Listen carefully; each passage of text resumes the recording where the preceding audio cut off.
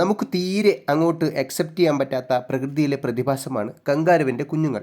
പ്രസവിച്ച ഉടനെയുള്ള എലിക്കുഞ്ഞുങ്ങൾ ഇതിനേക്കാളും ഭേദമാണ്.